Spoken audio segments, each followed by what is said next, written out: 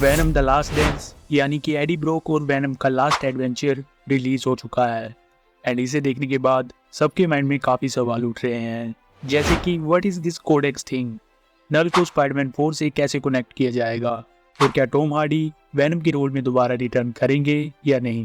बदल भाई भाई भाई मेरा भाई। सो बकल अप, क्योंकि इस वीडियो में आपको सारे सवालों के जवाब मिल जाएंगे and this is going to be very interesting. Rosie, I love this boy. और हाँ, प्लीज़ मेरी आपसे ये रिक्वेस्ट है कि चैनल को सब्सक्राइब जरूर कर दो, क्योंकि इससे ही आपको मिलेंगी ऐसी ही और अमेजिंग वीडियोस। तो हे गाइस, मेरा नाम है मिस्ट्री और आप देख रहे हैं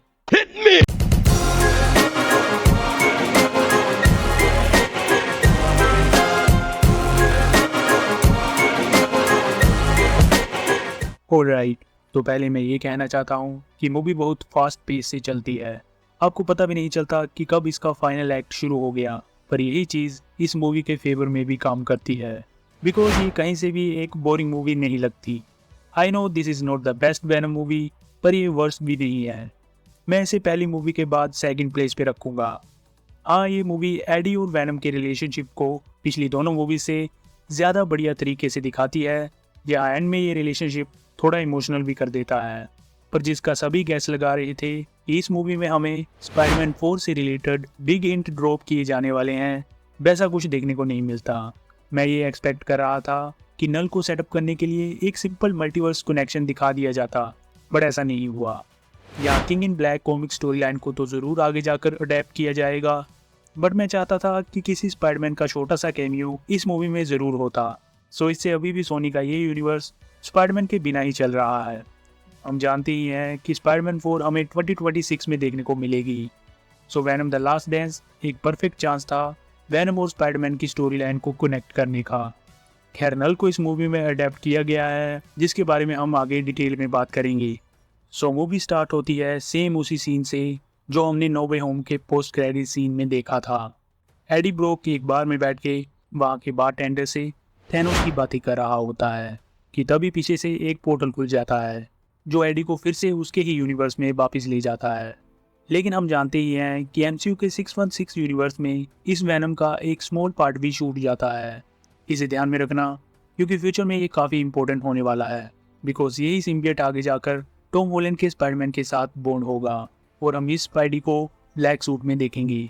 जहाँ ट्रेलर में दिखाया गया ये सीन जिसे हम क्लिक बेट समझ रहे थे, एक्चुअली ये वाला सीन भी मूवी में होता है। ये सोनी के यूनिवर्स में ही एग्जिस्ट करने वाली एक आइडेंटिकल बार होती है जो एमसीयू की इस बार के जैसे ही दिखाई देती है। खैर, यहाँ भी वैनम अपना एक स्मॉल पीस छोड़ देता है जिसे रेक्स स्ट्रिकलैंड अपनी टीम के साथ लेकर चला जाता है, और हाँ, इस बारटेंडर को भी ये उठा लेते हैं।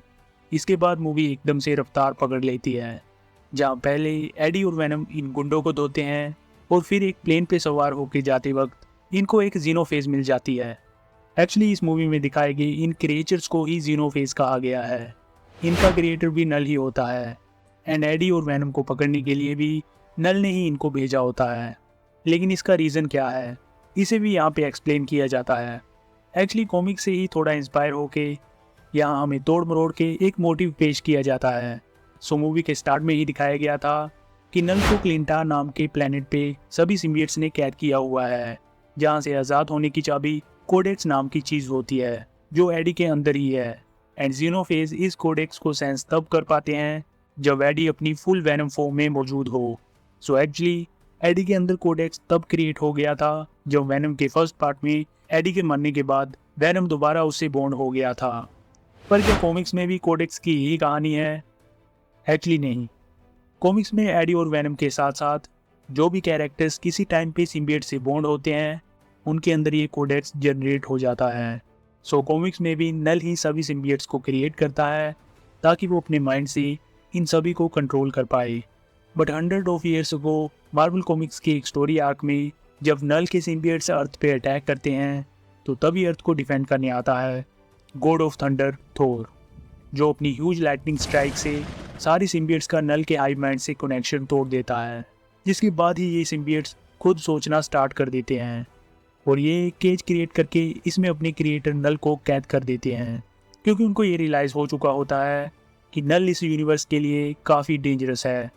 तो सोनी के यूनिवर्स में थोर तो नहीं है, but venom the last dance में ये ज़रूर दिखाया गया है कि नल को इन्हीं सिम्बियट्स ने कैद किया था। सो आई थिंक ऐसी ही किसी ल्यूमिनस पावर के कारण सिम्बियट्स का इस नल से कनेक्शन टूट गया होगा। Okay, coming back to the topic of codex. So comics में एक स्टोरी आर्क में कार्नेज मारा जाता है और वो दोबारा नल के अवतार के रूप में री इनकारनेट होता है और वो इन सभी कोडेक्सेस को हंट करता है ताकि अपने गॉड नल को दोबारा जगा सके। So in this story Eddie का बेटा डिलन ब्रोक काफ़ी इंपॉर्टेंट रोल प्ले करता है क्योंकि वो खुद एक कोडेक्स होता है because of the perfect fusion between a human and a symbiote. इसी स्टोरी लाइन में एडी को स्पाइडरमैन की मदद भी लेनी पड़ गई थी। इसके अलावा इनकी मदद करने के लिए एक और कैरेक्टर भी आता है जिसका नाम होता है द मेकर। एक्चुअली ये रीड रिचर्ड्स का एक अल्टरनेट वर्जन होता है एंड ये किसी और यूनिवर्स से ही होता है। तो इस स्टोरी में ये वाला रीड रिचर्ड्स एक मशीन क्रिएट करता है जिसका काम होता है सिम्बियट कोडेक्सेस को ऑब्जॉर्व करना। But despite all the efforts carnage अपने गोल में सक्सेसफुल हो जाता है और नल फिर से जाग जाता है। देन इसके बाद ही स्टोरी स्टार्ट होती है किंग इन ब्लैक की, जहां नल अर्थ को इन्वेड करने के लिए आता है और इसे रोकने के लिए सभी एवेंजर्स को असेंबल होना पड़ता है। वेल, इस पूरी स्टोरी को भी मैं अपने चैनल पे ब्रीफली कवर कर दूंगा, इसलिए सब्सक्राइब कर लो अगर उसे मिस नहीं करना चाहते। सो कॉमिक्स की तरह इस मूवी में भी नल कोडेक्सेस की तलाश कर रहा होता है। बस डिफरेंस ये है कि कॉमिक्स में ये काम कार्नेज करता है और यहाँ ये जीनोफेजेस ये काम कर रहे हैं। वेल, मूवी की बात करें तो आगे स्टोरी में हम देखते हैं कि वेनम और एडी इस जीनोफेज से बच के एक घोड़े का इस्तेमाल करते हैं जिससे वेनम वोंड होके एडी को एक फाड़ राइड देता है। आफ्टर दैट एक नदी के किनारे इन दोनों को पकड़ने के लिए स्ट्रिकलैंड अपनी टीम के साथ पहुंच जाता है।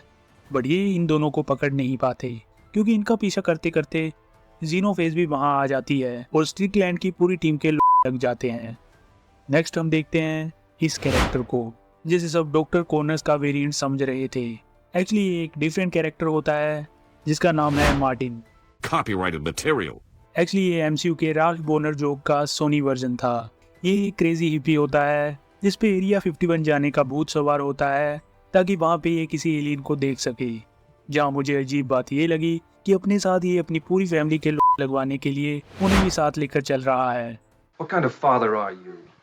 सो एडी इस पूरी फैमिली से मिलता है और ये बेवकूफ बिना किसी पहचान के एडी को अपने साथ वेगस चलने के लिए भी कहता है।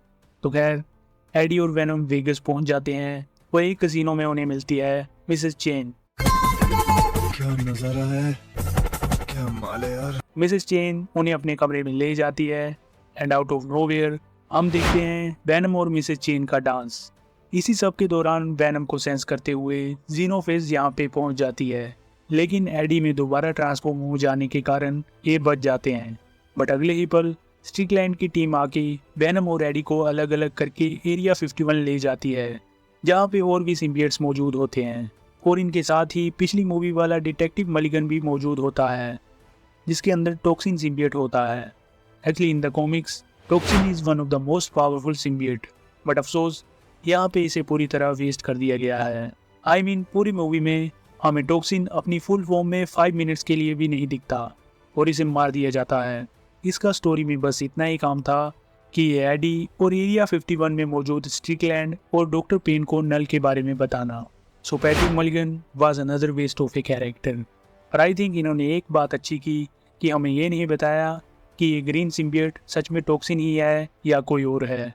सो मैं उम्मीद करता हूँ कि हमें फ्यूचर में असली टॉक्सिन देखने को मिलेगा। But the real problem is that कि कॉमिक्स में पैट्रिक मलिगन ही टॉक्सिन होता है। सो आई डोंट नो कि सोनी वाले इस कैरेक्टर के साथ क्या करते हैं। इसके बाद आगे जीनोफेज की एरिया 51 में एंट्री के कारण एक बार फिर हम वेनम को एडी से बॉन्ड होते हुए देखते हैं, जहां बाकी कैप्चर्ड सिम्बियट्स को भी आज़ाद कर दिया जाता है और एक एक करके इन सिम्बियट्स को हम वहां पे मौजूद लोगों से बॉन्ड होते हुए देखते हैं। इनमें से एक हाइब्रिड सिम्बियट भी होता है, इसके पास 2 सर होते हैं। सो एरिया 51 में ही मूवी का फाइनल एक्ट टेक प्लेस करता है और हमें एक काफ़ी इम्प्रेसिव बैटल देखने को मिलती है। इसके अलावा और भी कई सिम्बियट्स यहाँ पे नज़र आते हैं जिनके पास डिफरेंट एबिलिटीज़ होती हैं, बट इन पर हम किसी और वीडियो में ब्रीफली बात करेंगे। सो एंड में हम एक epic venom verse type fight देखते हैं जहाँ इस जीनोफेज को काबू करने के चक्कर में ये सभी सिम्बियट्स बारी बारी मारे जाते हैं। I personally like the third act of this movie, क्योंकि लास्ट में एक्शन के साथ साथ ये मूवी थोड़ा इमोशनल भी हो जाती है। जब सारे जीनोफेजेस इकट्ठे हो जाते हैं तो वैनम के पास कोई रास्ता नहीं बचता। वो इन सभी जीनोफेजेस से मर्ज होके एडी को बाहर फेंक देता है एंड फिर ढेर सारे एसिड के नीचे जाकर अपना सेक्रीफाइस दे देता है। सो हम एंड में देखते हैं कि वैनम की डेथ के बाद अर्थ पे सिर्फ एक ही सिम्बियट बचता है, जिसका नाम है एगनी, एंड ये सिम्बियट डॉक्टर पेन के साथ बॉन्ड हो चुका है।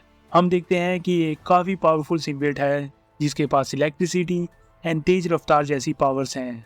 इसके बाद पोस्ट क्रेडिट सीन की बात करें तो पहले सीन में हम नल को देखते हैं, जिसका एग्जैक्ट लुक हमें इसी सीन में देखने को मिलता है। आई नो अभी इसके CGI पे ज़्यादा काम नहीं किया गया, इसीलिए ये एक वीडियो कैरेक्टर की तरह दिख रहा है। सो यहाँ एक थ्रोन पे बैठ के नल एक डायलॉग बोलता है कि किंग ऑफ ब्लैक जाग चुका है और अब वो सभी वर्ल्ड्स को ख़त्म कर देगा। मैं चाहता हूँ कि वर्ल्ड से इसका मतलब पूरा मल्टीवर्स हो, ताकि हम इस बैड एस विलन को MCU के लिए एक बिग थ्रेट बनते हुए देख सकें। सो इसके बाद सबसे बड़ा सवाल ये है कि स्पाइडरमैन 4 में क्या होगा। तो हम वैनम द लास्ट डांस में देख ही चुके हैं कि नल को चाहिए था वैनम का कोडेक्स, बट अब वैनम तो नहीं रहा और एडी भी वैनम के बॉन्ड से आज़ाद हो गया है। तो नल को कोडेक्स मिलेगा कहाँ से? So let me remind you कि नल का एक स्मॉल पीस अभी भी MCU में एग्जिस्ट करता है। तो स्पाइडरमैन 4 में हम देख सकते हैं कि नल को अपने हाइव माइंड से पता चलेगा कि कोडेक्स अभी 616 यूनिवर्स में मौजूद है एंड टॉम हॉलैंड का स्पाइडरमैन अगर इस वैनम से बॉन्ड हो जाता है तो ये नल का अगला मेन टारगेट बन जाएगा। इसके अलावा टॉम हॉलैंड के स्पाइडरमैन की ही बात करें तो तीनों मूवीज में ये किसी न किसी मेंटोर के साथ मिलके काम करता आया है। जहाँ स्पाइडरमैन होमकमिंग में इसका मेंटोर टोनी स्टार्क था, फार फ्रॉम होम में मिस्टीरियो और Nick Fury and no way home में इसका मेंटोर डॉक्टर स्ट्रेंज था। तो फोर्थ मूवी में इस मेंटोर कैरेक्टर के रोल में कौन हो सकता है? कौन हो गद्दार? कौन हो गद्दार? आई थिंक इसका जवाब है रीड रिचर्ड्स। सो मैं ऑलरेडी बता चुका हूँ कि कॉमिक्स में भी रीड रिचर्ड्स का वेरिएंट द मेकर स्पाइडरमैन की हेल्प करता है। तो ये बात काफ़ी सेंस बनाएगी अगर लाइव एक्शन में भी हमें रीड रिचर्ड्स स्पाइडरमैन 4 में टॉम हॉलैंड के स्पाइडरमैन की हेल्प करता हुआ नजर आए, क्योंकि अभी MCU में सिर्फ ये ही है जो कोडेक्स को ऑब्जॉर्ब करने वाली मशीन बना सकता है। एंड वैसे भी कई रूमर्स ये भी आ रहे हैं कि डॉक्टर डूम स्पाइडरमैन 4 में अपीयर होगा। So it's a perfect chance for Marvel कि वो डॉक्टर डूम और रीड रिचर्ड्स की राइवलरी को यहाँ से ही सेटअप करना स्टार्ट कर दें। इसके अलावा सेकंड पोस्ट क्रेडिट सीन की बात करें तो इसमें हम उसी बारटेंडर को देखते हैं जिसे उठा लिया गया था। ये इस बैटल के बाद एरिया 51 में से निकलता है और वहाँ से भाग जाता है। But interesting thing is that कि इसके पीछे हमें एक रॉक पे एक कॉकरोच दिखाया जाता है एंड यहीं पे ये सीन खत्म हो जाता है। आई डोंट नो कि इस सीन से ये क्या इम्प्लाई करना चाहते हैं। क्या इस कॉकरोच में वैनम का कुछ पार्ट है जो सर्वाइव कर गया है एंड क्या ये आगे जाकर फिर से एडी से बॉन्ड हो जाएगा, या फिर मे बी ये वैनम किसी नए होस्ट की तलाश में निकलेगा? Only time will tell. So last में मैं यही कहना चाहता हूँ कि टॉम हार्डी को एज वैनम मैंने इन तीनों मूवीज़ में काफ़ी इंजॉय किया एंड ये तीनों मूवीज़ इतनी भी बुरी नहीं है। Tom Hardy is a phenomenal actor और उन्होंने इस रोल को पूरा जस्टिस भी दिया है। बस अगर थोड़ा स्क्रिप्ट पे काम कर लिया जाता तो वैनम की ये trilogy one of the best super hero trilogy बन जाती। So that's it. जाते जाते वीडियो को लाइक कर दो और अकेले अकेले मजे लेना काफ़ी गलत बात है, इसलिए इस वीडियो को अपने दोस्तों को भी शेयर करो। क्या सीक्रेट वॉर्स को 2028 में डिले कर दिया गया है? इस टॉपिक पे मैंने इस वीडियो में बात की है जो यहाँ पे शो हो रही होगी, तो इसे भी एक बार ज़रूर चेक कर लेना। एंड ऐसी interesting videos and super hero news के लिए please make sure to subscribe my channel. मैं मिलता हूँ आपसे एक नई वीडियो में। I'm with you to the end.